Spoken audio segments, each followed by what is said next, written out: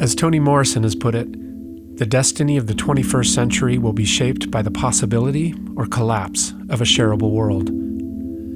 Welcome to our podcast, where we explore the history, theory, and practice of democratic socialism with our guide, Big Mike. What can we learn from the past to help us create a better, more shareable world in the future?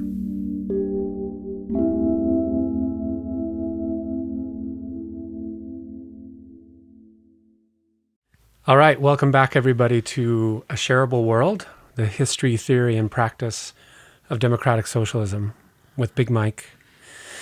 And this is a special podcast because I think it's an actual part two to a previous podcast. So we're figuring this out. And our topic is history. Right.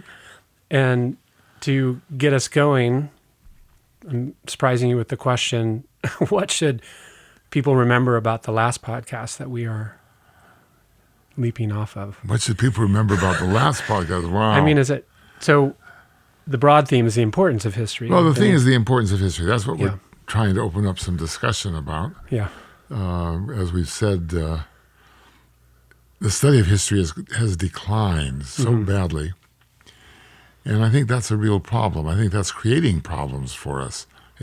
And so I was thinking the last few days more about why it is important to study history. And in a way, this will review a little bit of what we said last time, but also I want to say something else about that. One important reason is that history is a repository of all kinds of stuff, really all kinds of stuff. So, for example, history is a repository of the mistakes we've made.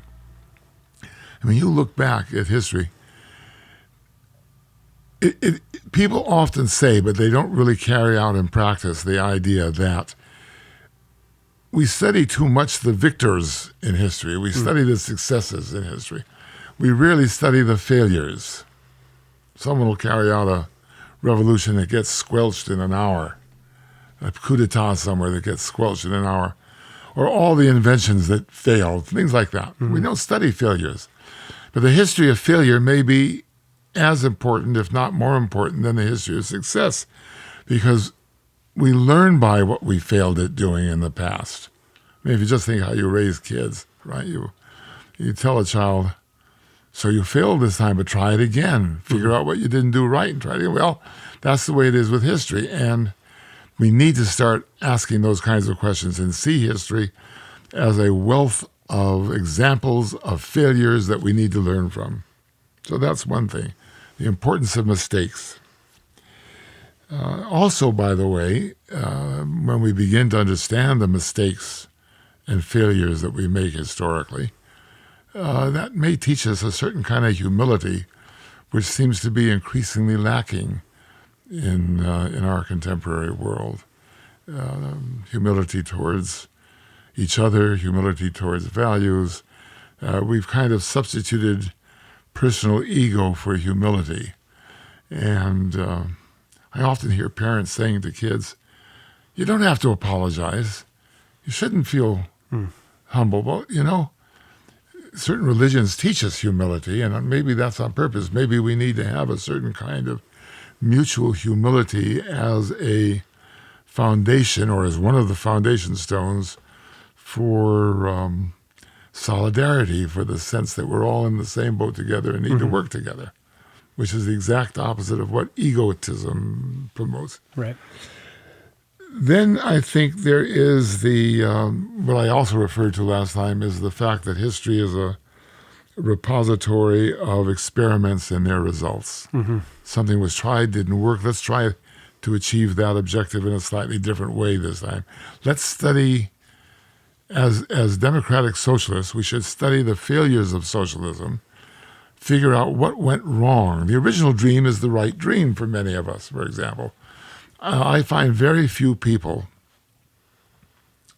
let me take a step backwards. There was a period of time, in which people kept arguing that the communist dream was the Christian dream.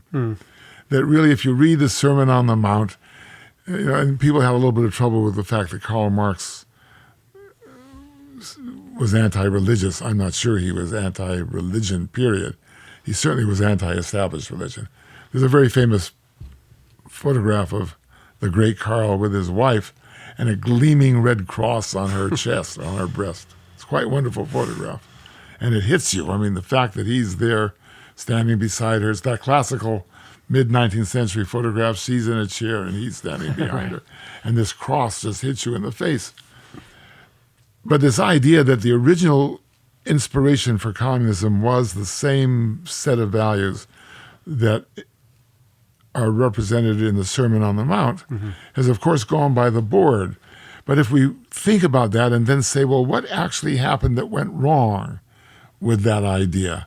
How did the Soviet Union stray so far that instead of being a realization of the Sermon on the Mount, it ends up becoming the work of the devil, if I'm going to use the same kind of lingo, right? So we can learn from the mistakes of the past. And at some point, we will look at that very question, right? Why we will. We're going to. Yeah, I mean, there are a lot of examples that we're going to be talking about in the next 20 years. And as an addition to that point, the past is also a repository of ideas that we should be using and thinking about. Now, we do that in the history of thought. You know, when we teach philosophy or we teach the history of ideas, we go over and over again the ideas of an Aristotle or a Plato or Machiavelli or Freud or what have you, right? And we ask, well, what would Machiavelli say about today? Well, we ought to do that with social experiments and with economic organization and so forth. And finally, one other point, and I was thinking about this morning because of both recent past and recent coming events, that history really, the study of history, really is a source of hope. And I think this, of course, this strays into a kind of language which is a little bit difficult to deal with, but I think it's a very important issue. We're very aware that one aspect of contemporary society is apathy. Now, apathy develops sometimes as a consequence of age. People who are enthusiastic and energetic in their youth tend to become more apathetic about things in the middle age, and then they retire to Arizona, the capital of apathy, for example. One could argue that. But it's also the case that there are periods of time, periods of political and economic and social history, when a population is generally apathetic. We can measure that apathy by participation in elections. So if you have an election in which, say, 50% thereabout of the electorate is actually voting, then we often say, the pundits on the TV or radio will often say, well, it shows how apathetic the people are. So we need to talk about how to move into the future by cultivating hope. And I think the study of history is a way of finding hope in a metaphysical way. You know, you look at the great striving that workers engaged in order to conquer higher wages, or women engaged in order to get the vote. Those are examples of hope. They invested their time and their energy in the present because they expected something good to come out of it in the future. They were fighting for a cause. And if you have a cause, you have hope. Apathy is the absence of a cause. So I think we should be thinking about history and studying history with a view to encouraging ourselves and our students, our peers, to find reason for hope in the face of an awful lot of adversity. And believe me, in my opinion, there's a lot of adversity coming down the road. Right. So I think those are extremely important things to think about.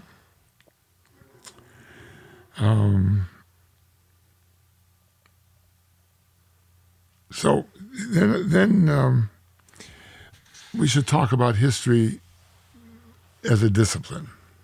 And we didn't do that enough last time. And I think that's, again, something that is a very interesting topic.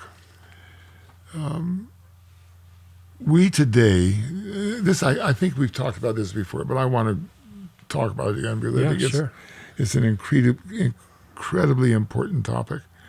When we are going to school, even in high school, often even in junior high school. So let me trace this.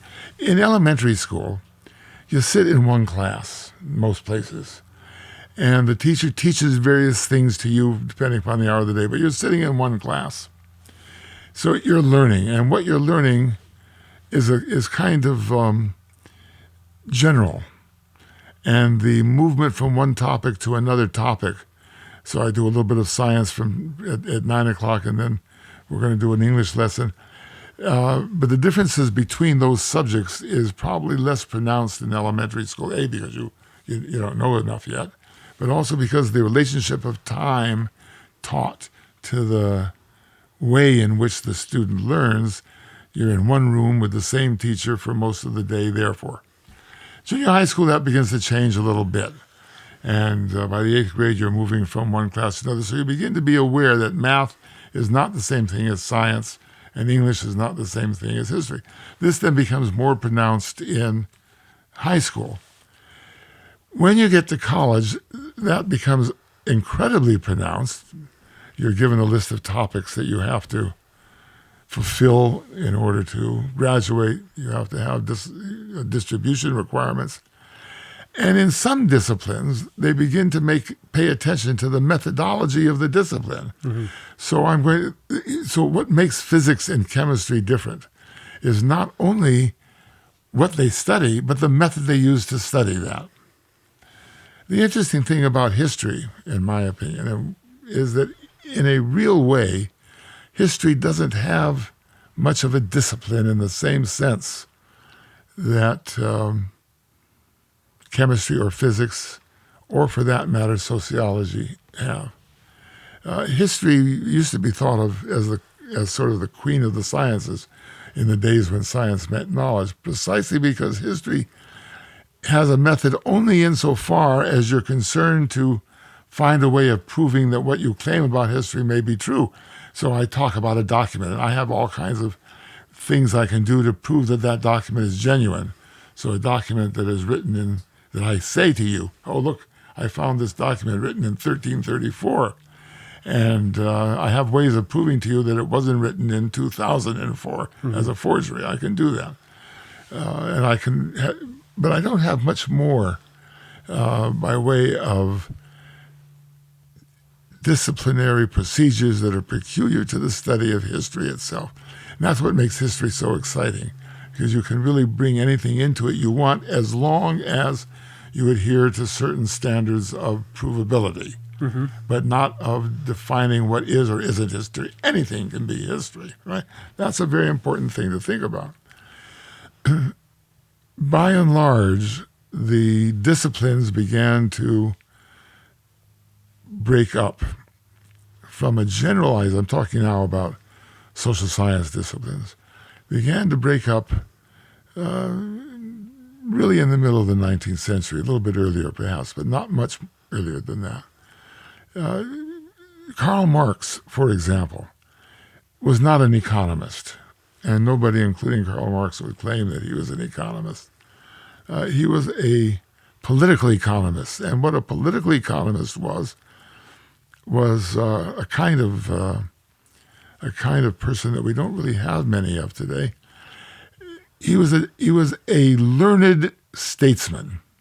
I don't know how else to call that. A political economist was somebody who understood history, and this is the crucial point, understood history in very broad terms, and could bring to bear on historical questions whatever disciplinary procedures he decided were appropriate to that question. So it could be using a combination of what today we would call economics and politics and sociology and anthropology.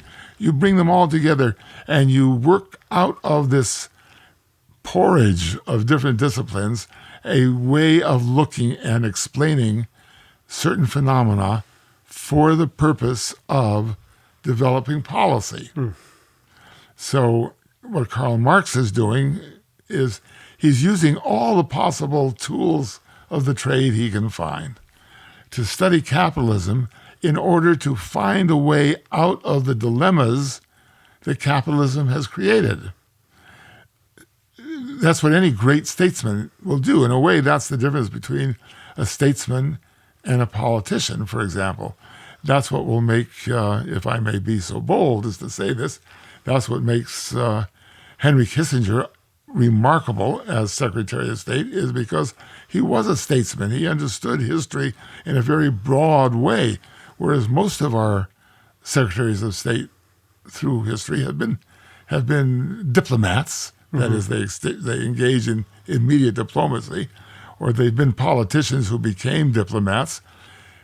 But here you've got a scholar with a very deep and broad intellectual formation who's bringing all of that to bear on an issue in order to make policy. So that's, I think, a very important thing. Another example from American history might be Woodrow Wilson, who brought to bear a very profound knowledge of history and of the world, and was not the most successful president in our history, nor the most successful international statesman.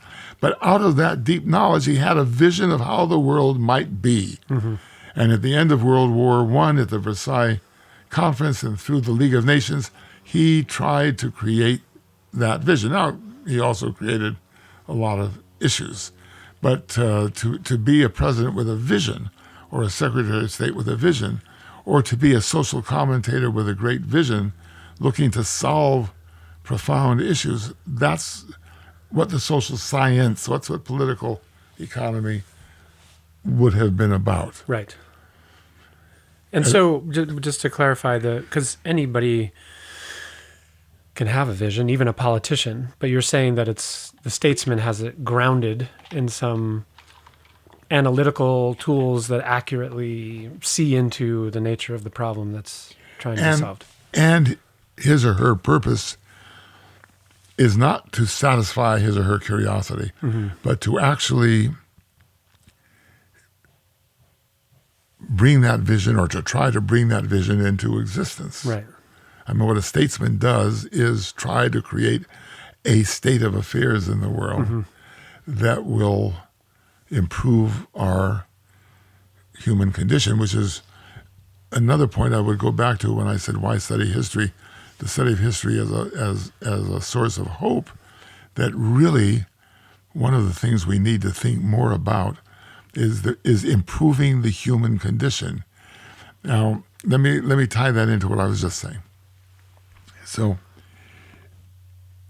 it's true that raising taxes or lowering taxes is good for us, whatever position you take. I mean, I think that certain people should have taxes raised. I should have my taxes lowered. I'd be much better off if I had my taxes lowered. I know that.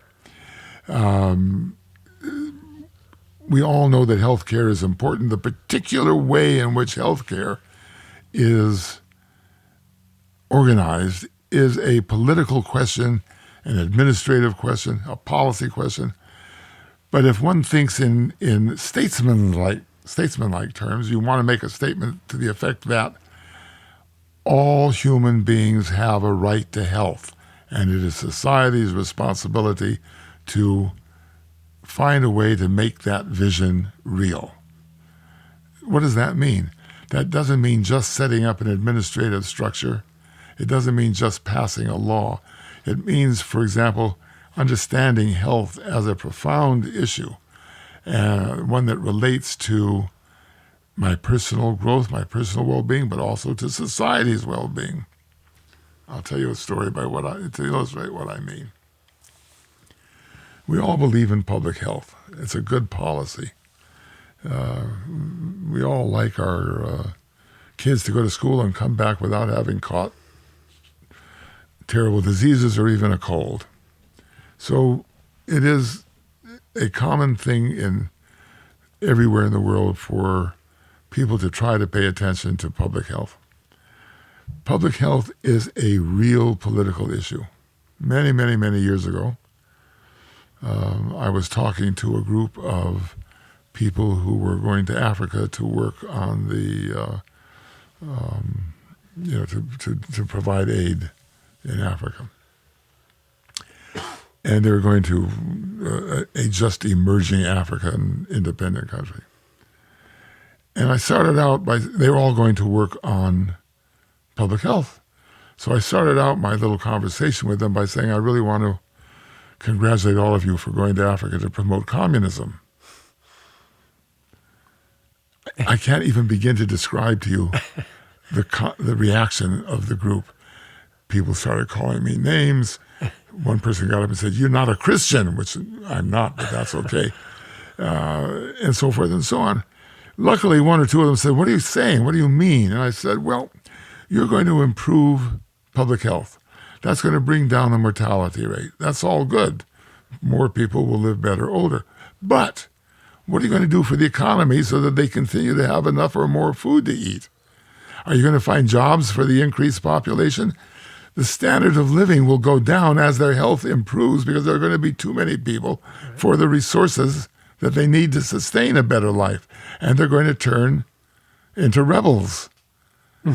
Right? So public health, yes, is a good in itself. But the statesman comes along, and this is what I'm now adding. I didn't think about this at the time. After all, I was only a child of 50 at that time. So the statesman understands that improving public health is very important economically and politically and socially. I can't just wipe out disease. I also have to provide work for those who aren't going to die. Right. And that requires a certain vision of society. And it's very striking that we seem to be running around in circles in the last 30, 40 years. If I think back to American history, I remember in my own lifetime, after all, the idea of the New Deal. So FDR comes along. He has to solve some very big problems, but what he does is he says to the country, we're going to have a new deal. We're going to have a new arrangement of things. We're going to change things so that everybody will participate in society in a slightly different way. And he brings about great changes, for good or ill, depending on your opinion, but he does. Lyndon Johnson, aside from his little mistake in Vietnam, Lyndon Johnson comes along and he says, we're going to build a great society. And that great society includes employment, and it includes civil rights, and it includes all of those things. It was a vision. He didn't come along and say, I'm going to lower taxes on the middle class. That's the difference, in my opinion, between statesmanship and politics. And I've got to keep reminding myself of that in my day-to-day existence, that it is possible to have these visions. So I do believe that in order to sustain that, I think one of the reasons why we have a certain difficulty in sustaining vision these days is because the way we look at the world is so divided, so fragmented. And it's fragmented by these disciplines that we operate in academically. Those academic disciplines have much more importance than just the way in which we teach people. It also has to do, for example, with the definition of jobs. Some people get jobs as, quote, economists, unquote, or as anthropologists or something like that, right? So these disciplines, to a greater and greater extent, also define the way the workforce is divided up and the way we think about problems. That's a social problem, not an economic problem. Right. People very often. So we need to really think. And here's a very difficult word. We need to think epistemologically. We need to reconsider the way in which we look at the world if we're going to think about changing it. Changing it is different from improving it. You may have improvement without change, but it's probably pretty difficult. You probably have to have certain changes, and the question is how to bring those changes about. And that requires imagination and vision, not just policy formulation. So let me go back to economics, because that's what we were talking about. Yep. And one of the questions one has to ask is, why did this traditional idea of political economy break down? Why did we get economics and sociology and so forth as separate disciplines? And I want to argue that that the historical circumstances of capitalism, particularly in the 19th century, changed in such a way that it served the interests of the power structure of the society to reconfigure knowledge. Knowledge serves power, and I believe that that's very much the case. Knowledge serves power. Let me give a little bit of a slightly, very much simplified, but nonetheless my view on this. If you look at the development of capitalism, then one of the primary ways, institutions in which capitalism, particularly in Western Europe and in the United Kingdom, developed was through chartered companies, companies that were chartered by the Crown. I'm thinking overwhelmingly important was the British East India Company. The French had an East India Company too. There was also a West India Company, the Dutch East India Company. These were companies that were chartered by their respective crowns at about the same time, or in the process through which the state itself was coming into existence in our contemporary sense of the term. So take the British East India Company as an example. Here it is, the first almost modern kind of corporation. You bought shares in it and so forth and so on. And they were given the right, the monopoly right to trade, in the case of the East India Company, to trade in India and China and in places in between. What that meant was not simply that they went out and found merchants with whom to trade British goods for Indian goods or British goods for Chinese goods. They went out and started colonies. They originally, they would go out and establish a factory. Now, this is very interesting. The word factory that we use today usually implies, if you use your imagination, is a very large building with big machines and boilers and this and that and lots of people going around and lots of sound. But the word factory actually originally came from the word to factor, meaning to count. So what they did, they established a place, a counting house, where their accountants would count the goods that are coming in and count the goods that were going out. And eventually they began to actually grow goods to buy. So, for example, the East India Company, in those days, by the way, the dominant economic idea was that the more gold you got, the richer you were. You didn't want to trade, you wanted to accumulate gold. So you had to find some kind of product that you could sell in return for gold, or some way of doing trade like that. So eventually they decide, they're looking around for what they can sell. Now here you are, I'm just going to use this one example. Here's India. It's a very hot and humid country. And England is cold and foggy and dismal, as we all know. Maybe once a year the sun shines. So the British like to dress in woolens, but quite obviously woolens aren't going to sell very well in India. There's not much, in fact, that the British had at that time to sell in India, but there was stuff they wanted to buy, like tea. So they buy tea, and then eventually, of course, tea becomes a habit, and it's very interesting to notice. Tea starts to be drunk in England. Today we think it's an ordinary old ancient English practice. It isn't. It starts with the East India Company, Billy, and they bring tea from India. And then they have to begin cultivating tea. So they begin to hire people to cultivate lands. Then they begin to take over these lands. And eventually the company begins to establish a government over the lands and the people that are making tea leaves or growing tea leaves to send back. And it goes on and on.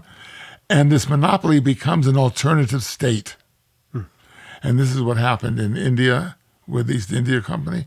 So we talk in history, for example, about the Opium Wars with China. First Opium War, Second Opium War, Third Opium War. Those were wars between the East India Company and China. It's as if General Motors went to war with China, right? But of course, that's unthinkable today. And that's my point, is that it was these huge companies that were rivals of the state. So eventually, by the middle of the century, the state progressively in Europe begins to dissolve these countries, revokes their charters, and begins to establish their sole power over the economy. In order to buttress that, in order to buttress the idea that this economic activity is not the same kind of activity as governing, to separate out, as it were. I'm oversimplifying very much, but I think there's a truth here. In order to separate out the political and military from the economic activity, you begin to develop an idea of a discipline of economics which has no claim to state power. Mm-hmm. So economics tells you how to run the economy. It has nothing to do with the state. And as time goes on, the discipline of economics emerges as a distinctive discipline from, quote, political economy. Political economy is a perfect way of thinking about the development of state power. Wait, so what is helpful about separating them out? Because it changes the way you divide the power of the world up. So, for example, I want to develop a way of thinking about the world in which trade is no longer the basis for state power. Mm-hmm. East India Company combines political power, economic power, and state power in one kind of activity, in one institution. Right.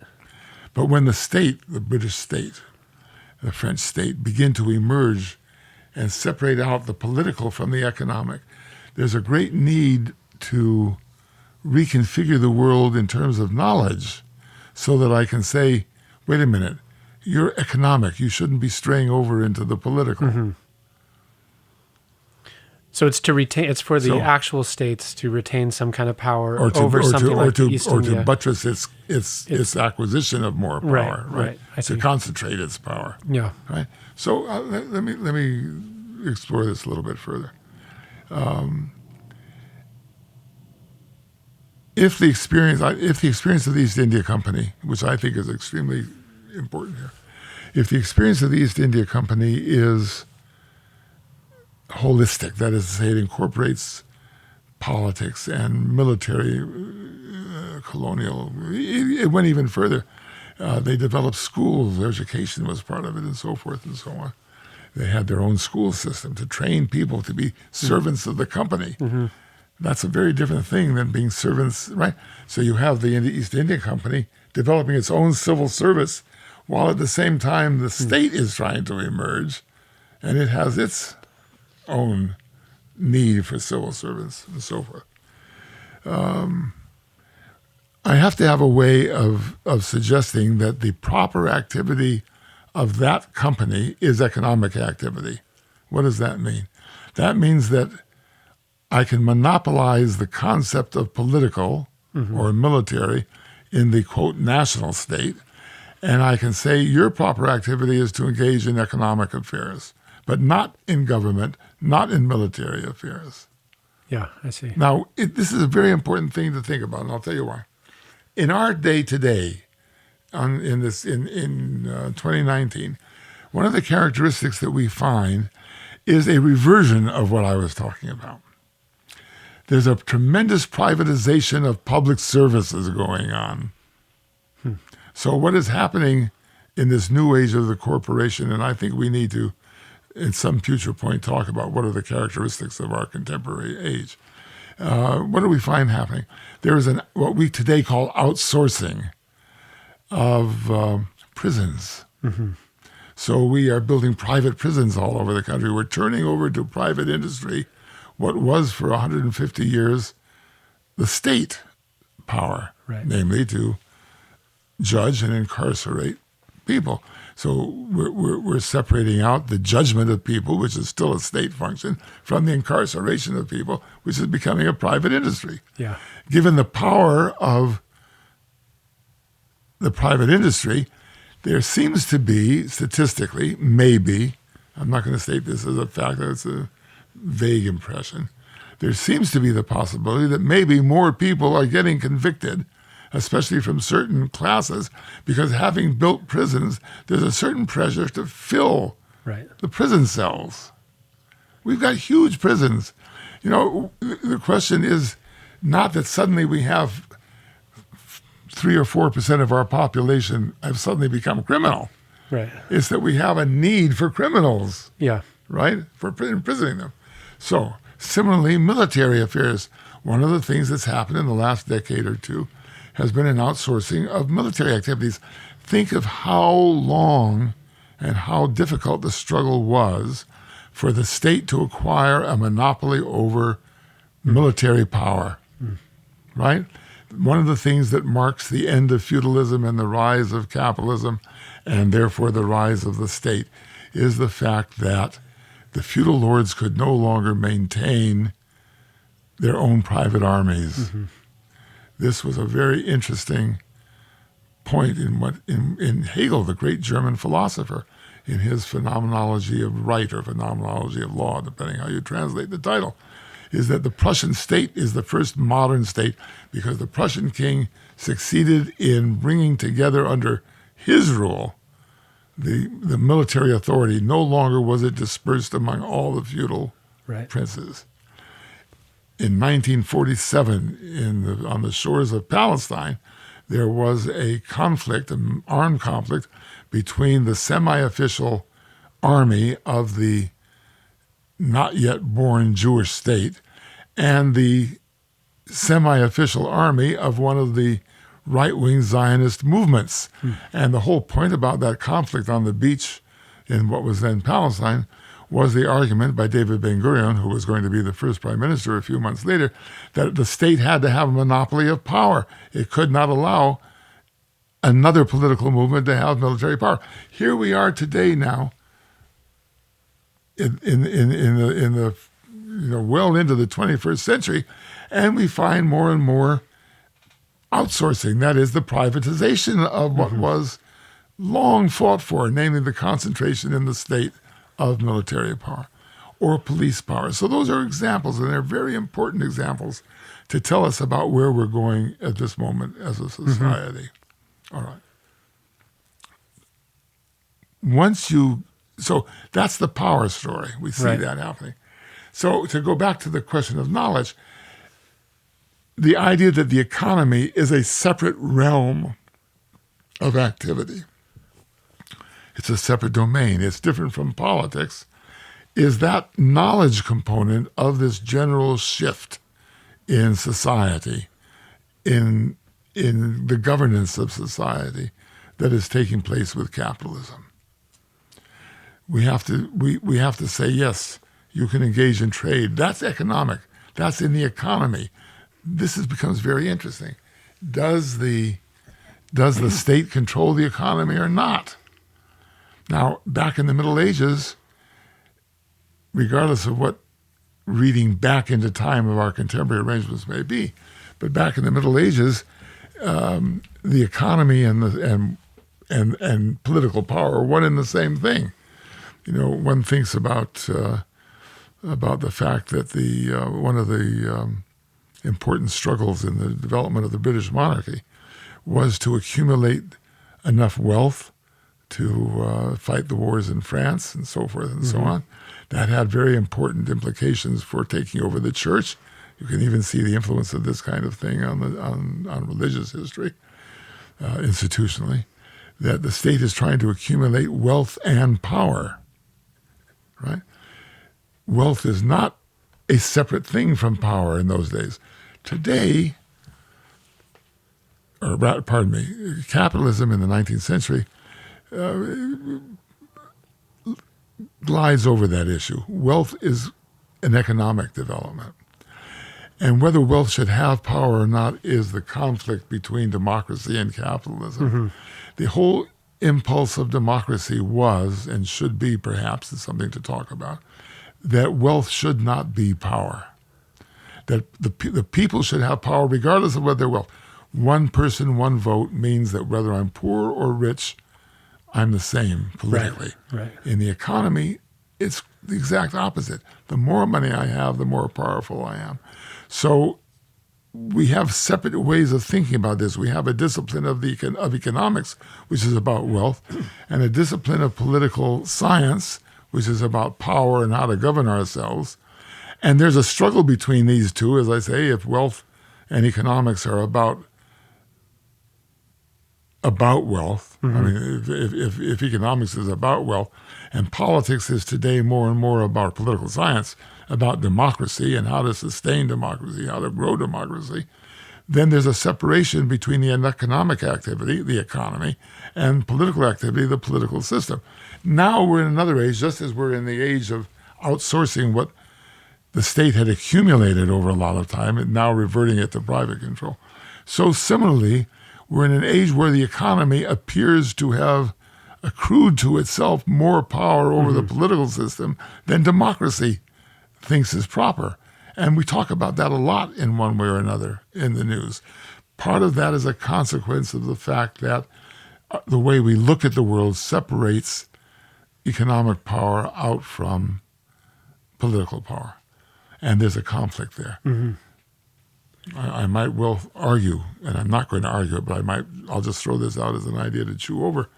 Maybe in a democratic socialist world, we want to have a discipline of power, in which we're going to talk about power as such, regardless of whether it's economic or political. We understand power is the ability of one person to force one other person or many other people to do what the first one wants. Right. And we can look at that sociologically and anthropologically, and we can look at it economically and politically. But it's a discipline in and of itself, if you understand what I'm trying to get at. Yeah. So the disciplines play a key role in supporting the economic and political system of capitalism. In a non-capitalist society, the disciplines might need to be rethought. Right. Yeah, so it seems like there's two distinct things here then. If we start out with just the importance of history, and if you just think about it as a particular discipline, that universities have history departments and maybe students Today we have separated history out also. Right. So there's the importance of the past for our present situation and the crises we face, but then you're also saying that the discipline of history as being divided out will not get us to a vision of the past that's useful, that the more holistic vision, the political economy approach to the past is an important part of it. History originally was also part of political economy. There was one social science. Right. But now we have to rethink it from that point of view. So the reason why history is a wonderful vantage point from which to think about these problems is because it isn't tied into one discipline. Right. History has the potential to be all these disciplines into one. I can bring to bear, right? So Henry Kissinger wrote a great book on history. And it was through the study of history that he arrives at his concept of the balance of power, the balance of terror. I mean, really, I think that what gave Kissinger the ability to come up with a view of the world that allowed us in the midst of the Cold War to keep the peace through a balance of terror was that he had studied history and understood how these processes worked. Right. Yeah. So, but that makes sense. And so still, I think there's two separate helpful points. One is the usefulness of the past, of studying the past. But I think also you're saying that even if one is looking at present problems, they're obscured by the division of disciplines that we're presented with, even with the present problems. And we need to think holistically, even in the moments. Right. And we take care of that problem in two ways. That's exactly right, in my opinion. We take care of that problem in two ways, but we see these two things as problems rather than as symptoms of a cause. Number one, we talk about unintended consequences. That's a very common idea, right? I do X, and it has this unintended consequence. I couldn't have thought of that consequence because nothing in my toolbox led me to think about it. Of course, my toolbox is limited to economics. Yeah. Right. which is the weakness of economics and why it's failing. The other way we try to get at it is by hybrid disciplines. Many universities engage in that practice. We're going to bring biology together with earth sciences or together with plant sciences or something like that.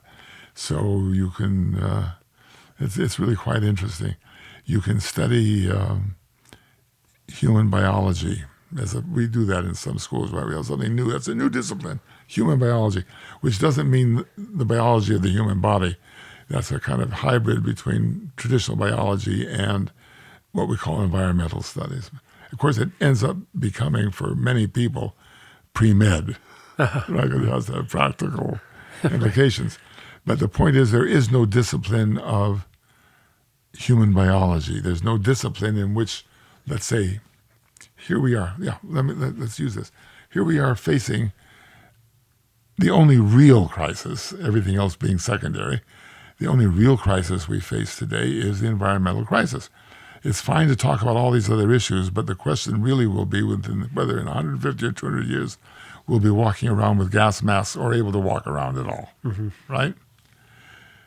We are approaching the environmental question today from an economic point of view, a political point of view, taxes, this, that.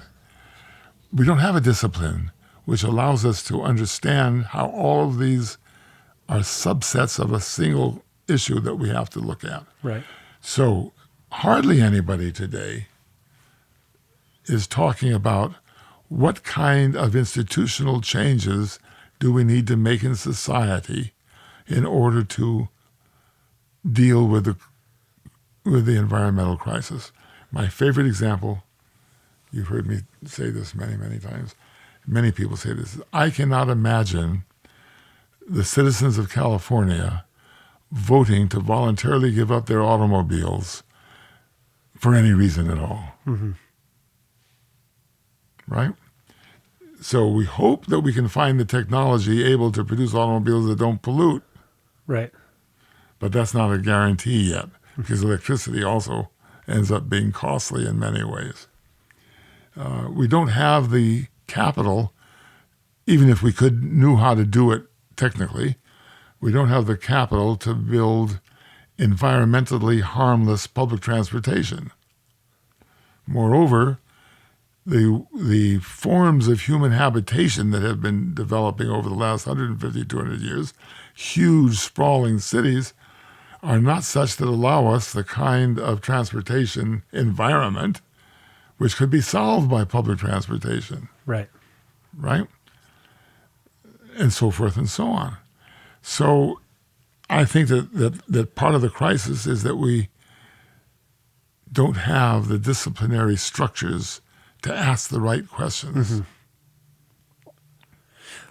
Yeah, well, so if you take that particular problem that you just laid out on the table, where would a change start to take place? Is it?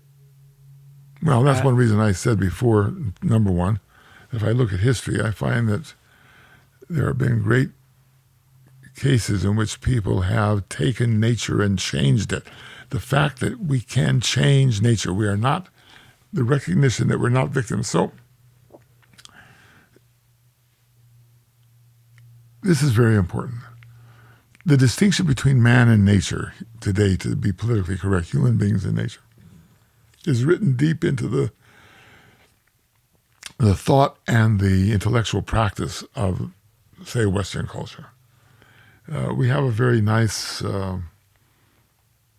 romantic view of, say, Chinese traditional thought or Native American traditional thought where people saw themselves as part of nature. That's very nice. We need that romanticism to survive. But nonetheless, all of capitalism was built on the initial recognition that man and nature were engaged in a titanic struggle with each other, and that humankind could marshal its forces to overcome nature and turn nature to its use. Right. That's what capitalism does. Capitalism no longer works with nature. Capitalism says we're independent of nature, and I can take from nature what I need and convert it into a car or whatever, right? Yeah. So I can make new things out of old things, out of nature. Today, we're in the exact opposite position. We need to be in the exact opposite position, but we don't have a way of thinking about that.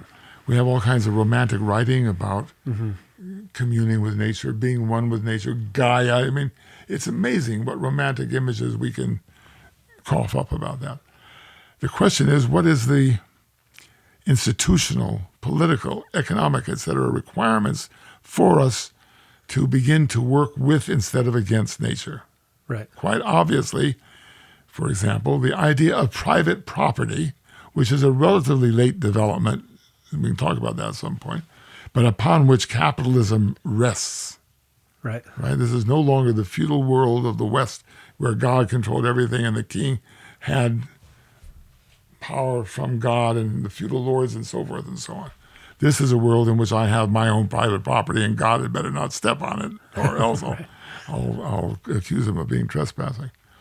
So can we sustain the idea of private property in our present sense in the face of the environmental crisis? Right. That's a fundamental issue. Yeah. A very daunting one. A very daunting one. I'm not saying Yeah. don't please never even hint that I think I have any ideas about solutions. I want to raise these issues. Yeah. Yeah.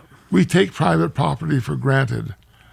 Maybe we have to start asking, private property, I could argue, private property is stealing from God, right? You know, Proudhon, the great French socialist, utopian socialist, said, well, property is theft. But theft from whom? From God? From you? Right. Right? You understand what I'm trying to say? Yeah. So there's the kind of question, you know, let's not talk about how to manage private property. Let's start talking about, do we have the right to private property? Can we in fact sustain the idea of private property in the face of a global crisis that we're facing environmentally? Right. Which, just to circle back around, then I think illustrates pretty well the value of studying history, because if you're trying to imagine a new way. Not only that, but I can prove to you historically that private property didn't always exist. No, right. And the fact that it didn't at a certain point exist means that it's also possible for it not to exist now. Right. Yep. That's exactly the point. Yeah. Well, good. We're at what is becoming a norm for us of about 45 minutes, 50 minutes. Does it seem like a good place to pause? And do you know what we'll head to next? No. Well, we'll figure it out in the meantime. So thanks for joining us, everybody, on A Shareable World with Big Mike. See you next time. Thanks for listening to another episode of A Shareable World. To find out more about this podcast, visit us at ashareableworld.com.